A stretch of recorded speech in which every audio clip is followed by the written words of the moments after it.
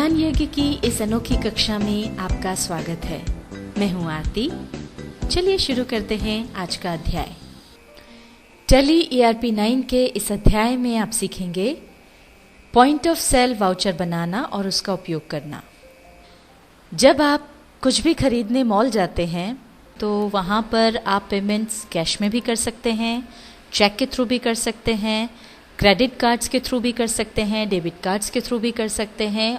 अगर कोई gift voucher है तो उसके थ्रू भी आप पेमेंट कर सकते हैं। तो ये जब आप पेमेंट करते हैं तो तुरंत आपको बिल मिल जाता है और आप कोई सा भी मोड ऑफ पेमेंट आपने चुना हो वो आपका जो मनी है वो एडजस्ट हो जाता है उसमें।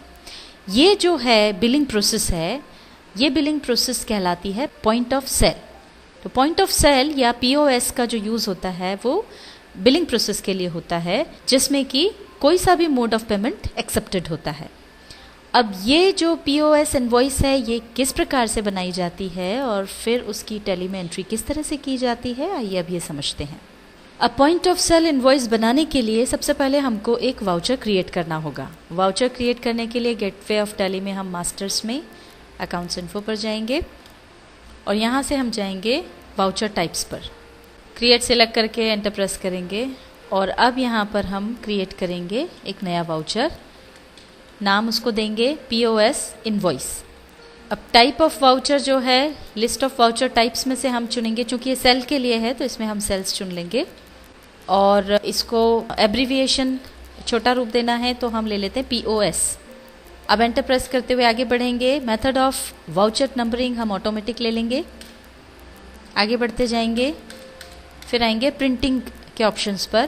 प्रिंटिंग के जो ऑप्शंस हैं उसमें सबसे पहला ऑप्शन है प्रिंट आफ्टर सेविंग वाउचर, यानी जैसे ही आप वाउचर को सेव करेंगे तुरंत प्रिंट प्रीव्यू का ऑप्शन आ जाएगा। हम इसको कर देंगे यस।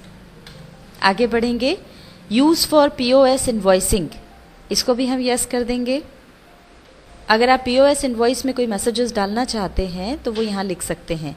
जैसे मान लीजिए आप लिखना चाहते हैं थैंक यू, और कोई मैसेज भी देना है जैसे विजिट अगेन तो वो यहाँ लिख दिया। तो ये प्रिंट करते समय इनवॉइस के साथ हमेशा प्रिंट हो जाएंगे। आगे जाएंगे डिफ़ॉल्ट प्रिंट टाइटल, हम चाहते हैं यहाँ पर इनवॉइस हो तो वो हम डाल देंगे।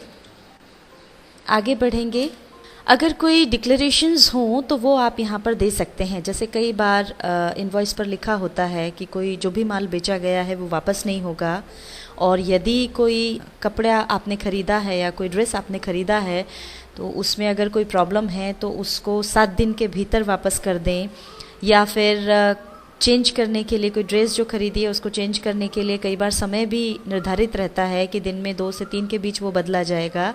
इस तरह से कोई अगर डिक्लेरेशंस हैं तो वो आप यहाँ पर डाल सकते हैं। कई बार नीचे ये भी होता है कि किसी विवाद की स्थिति में अगर कोर्ट जाने की नौबत आती है तो न्याय क्षेत्र इंदौर रहेगा। इस तरह के जो भी डिक्लेरेशंस आप डालना चाहते हैं वो आप यहाँ पर डाल दें ताकि वो इनवॉइस के साथ प्रिंट होकर के आ जाया करेंगे। यहाँ पर उदाहरण के लिए हम एक डिक्लेरेशन डाल रहे हैं। ये हमने डिक्लेरेशन लिख दिया है things sold once will not be changed और रिटर्न्ड। इसी तरह से और भी जो चीज़ें आप डालना चाहें इसमें वो डाल सकते हैं। इसके बाद एंटर प्रेस कर देंगे और इसे एक्सेप्ट कर लेंगे। ये वाउचर क्रिएट हो गया है। अब हम यहाँ से बाहर आ जाएंगे एस्केप की दबा करके। ये वाउचर तो हमने क्रिएट कर लिया है, अब उसको यूज़ कैसे करना है ये सीखने के लिए देखते हैं एक एंट्री। एंट्री के लिए सबसे पहले जाएंगे अकाउंटिंग वाउचर्स में। अब ये देखिए यहाँ पर पेमेंट वाउचर खुला हुआ है।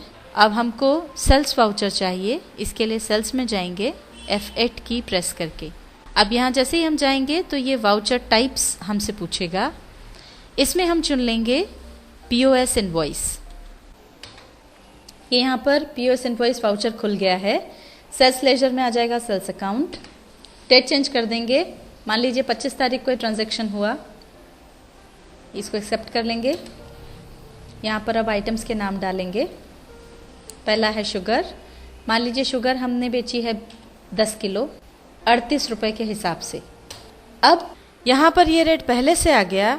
यहाँ पर जो वो इसलिए कि या तो हमने स्टैंडर्ड रेट दिया होगा या प्राइस लेवल हमने फिक्स करा होगा, जो कि हम आपको पहले सिखा चुके हैं।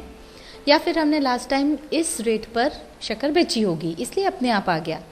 अब हम इसको आगे जाकर के चेंज करना चाहते थे पर ये चेंज नहीं हुआ। अब अगर हम रेट चेंज करना चाहते हैं तो उसके लिए हमको एक ऑप्शन चालू करना होगा, जिसके लिए हम कॉन्फ़िगरेशन पर जाएंगे F12 की प्रेस करके।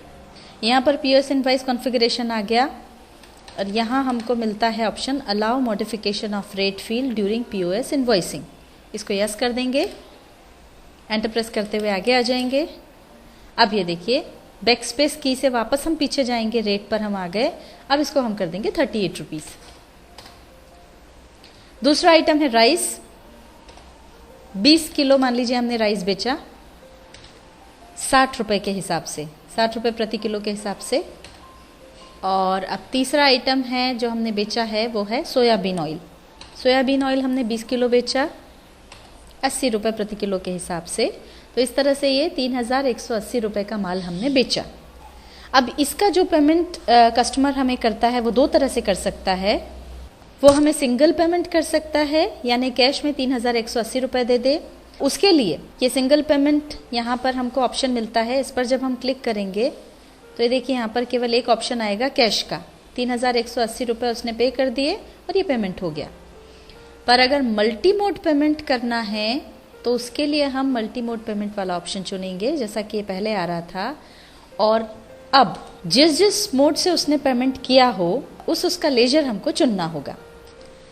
कई बार कंपनीज अपने ग्राहकों को कुछ निश्चित अमाउंट की खरीदी करने पर गिफ्ट वाउचर्स देती हैं और अगली बार खरीदी करने पर उन वाउचर्स के अमाउंट की छूट देती हैं। उदाहरण के लिए मान लेते हैं कि हमने निश्चित किया था कि 5000 से ऊपर की खरीदी पर 1000 रुपये का गिफ्ट वाउचर दिया जाएगा। तो अगर कोई ग्राहक वो गिफ्ट वाउचर लेकर के आया है, मान लीजिए जिसको हमने माल बेचा है 3180 रुपये का, उसमें से उसके पास 1000 रुपये का गिफ्ट वाउचर है और वह उसका लाभ यहाँ लेना चाहता है, तो यहाँ पर हम चुन लेंगे गिफ्ट वाउचर का लेजर। हमारे पास ये पहले से बना हुआ है, आपके पास न बना हो तो आप उसे सन्ड्री डेटर ग्रुप के तहत बना लें। यहाँ हमने डाल दिया 1000 रुपये। यहाँ पर हम आपको एक बात बता दें कि गिफ्ट वाउचर्स दो प्रकार के होते हैं। अभी हमने जो गिफ्ट वाउचर का उदाहरण दिया वो गिफ्ट वाउचर हमारे द्वारा ही इशू किया गया था और इसके द्वारा जो छूट हमने दी वह एक प्रकार का डिस्काउंट ही है। इसलिए वर्ष के अंत में हम इनडायरेक्ट एक्सपेंसेस में एक खाता डिस्काउंट थ्रू गिफ्ट वाउचर खोलकर इस खाते का जो भी बैलेंस होगा उसको डिस्काउंट थ्रू गिफ्ट वाउचर में ट्रांसफ़र कर देंगे। यह कैसे करते हैं यह हम आपको आगे बताएंगे। पर कई बार ऐसा होता है कि गिफ्ट वाउचर हमारे द्वारा इशू नहीं किया जाता, बल्कि जिस कंपनी का वो आइटम है उस कंपनी द्वारा इशू किया जाता है। इसको समझने के लिए हम एक उदाहरण लेते हैं। मान लीजिए हमारा सोनी का इलेक्ट्रिक आइटम्स का शोरूम है और ग्राहक कहीं से सोनी का गिफ्ट वाउचर लेकर खरीदी करने आता है, तो हम इससे गिफ्ट वाउचर ले लेंगे और बाद में वह वाउचर सोनी कंपनी को देकर उससे रुपए प्राप्त कर लेंगे। तो ऐसी स्थिति में यह गिफ्ट वाउचर का खाता अपने आप ही बराबर हो जाएगा। इसकी एंट्री कैसे की जाएगी यह भी हम आपको आगे बताएंगे। कैश में उसके पास 200 ही रुपए हैं, तो बचा हुआ जो 2000 है वो उसने डेबिट कार्ड से पे किया। यहाँ पर हम हमारा बैंक चुन लेंगे। हमारे बैंक है स्टेट बैंक ऑफ इंडिया, इसका लेजर हम यहाँ चुन लेंगे और 2000 रुपये ये हमने डाल दिए डेबिट कार्ड में। यहाँ पर डाल देंगे कार्ड नंबर। डेबिट कार्ड या क्रेडिट कार्ड की तरह ही बैंक गिफ्ट कार्ड भी इशू करती है। यदि वो हो तो उसकी एंट्री भी इसी तरह होगी। इसके बाद आता है चेक। अगर कोई ग्राहक चेक से पेमेंट कर रहा है तो उसकी एंट्री आप यहाँ पर कर सकते हैं। हालांकि ये जो हमने उदाहरण लिया है इसमें हमारे ग्राहक ने चेक से पेमेंट नहीं किया है, पर अगर कोई ग्राहक चेक से पेमेंट करता है तो उसकी एंट्री किस तरह से की जाएगी ये आपको समझाने के लिए हम यहाँ पर एंट्री करके आपको बता रहे हैं। अगर कोई ग्राहक चेक देता है तो चूंकि वो हमारे बैंक में जमा होगा, इसलिए यहाँ पर हम अपना बैंक चुन लेंगे। ये यहाँ पर जो बचा हुआ अमाउंट है वो आ गया।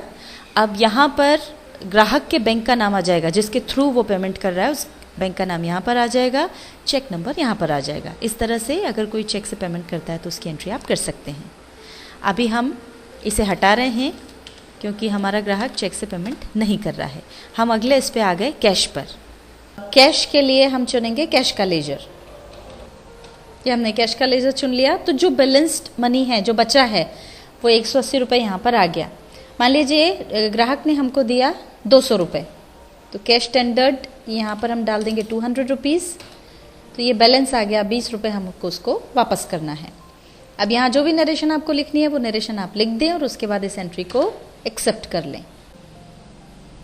अब इसका प्रिंट प्रीव्यू अगर हमको देखना है तो हम उसके लिए यस कर दें या एंटर प्रेस कर दें। अभी देखिए यहाँ पर प्रिंट प्रीव्यू आ गया है, इसको आप जूम करके देख सकते हैं। अब यहाँ पर आप देखिए ये जो हमने यहाँ पर पूरा जो भी क्वांटिटी रेट सब आ गए हैं, जो भी मोड ऑफ पेमेंट्स है वो भी यहाँ पर आ गई है, और उसके साथ ही हमने जो डिक्लेरेशन डाला था things sold once will not be changed और रिटर्न, वो भी यहाँ पर आ गया है, और जो मैसेजेस थे थैंक यू विजिट अगेन वो भी आ गए हैं। और अब इसका प्रिंट निकालना हो तो एस्केप की दबाकर पहले यहाँ से बाहर आ जाएं, और अब या तो यहाँ पर आप प्रिंट करने के लिए क्लिक कर दें या फिर Alt+P प्रेस करके इसका प्रिंट निकाल करके ग्राहक को दे दें। टैली ERP9 के इस अध्याय में आपने सीखा पॉइंट ऑफ सेल वाउचर बनाना और उसका उपयोग करना।